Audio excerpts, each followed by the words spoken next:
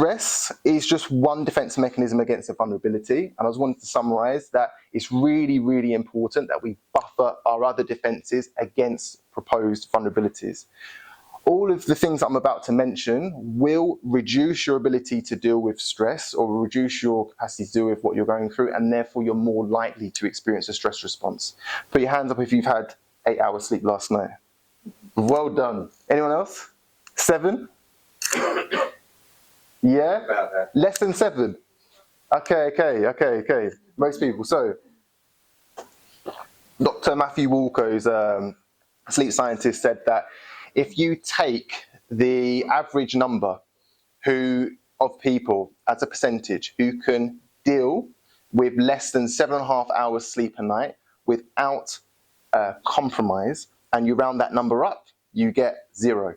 So part of the reason why is that we haven't actually evolved an ability to deal with sleep deprivation. We've been able to deal with calorie deprivation, water deprivation, but not sleep deprivation. It's never been tasked on our ancestors to be able to deal with this, so our capacity of dealing with it is pretty pants. A poor diet, so a diet which is high in processed foods, is once again more likely to increase our defense mechanisms. A lack of exercise is likely to increase our defense mechanisms because our body doesn't think that we have the capacity to deal with the threats that are in front of us. Poor social support, poor belief systems, and poor relationships with ourselves.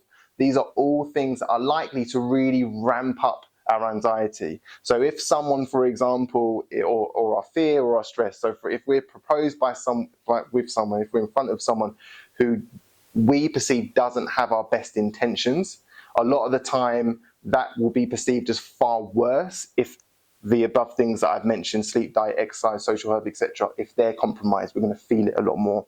So it's important that we make sure that we try and create robustness outside of work as well as in work as well. So, do you guys have any questions before we move on? Sorry, does anyone who's had children?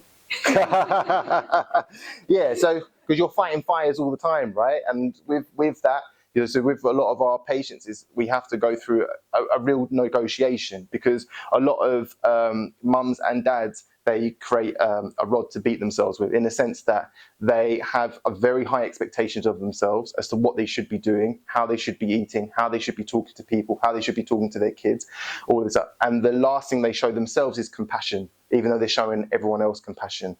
So that comes back to, once again, the relationship with the self. If you can look upon yourself, once again, you can't be what you observe. So if you look upon yourself, your role as a mother, your role as a director, your role as a friend, as an employee, your role as a daughter or a son, if you look at that role with compassion, it can develop a much healthier relationship with the self. But that takes practice and time, and I would say daily practice. So any other questions at all? All good? All right, so we're going to go through some mental exercises where I just want to guide you through let's call it a meditation, or let's call it a vision. And I want to see how well you can create this form of healthy disassociation that we spoke about. All right, is everyone up for that? All right, try not to fall asleep. So what you're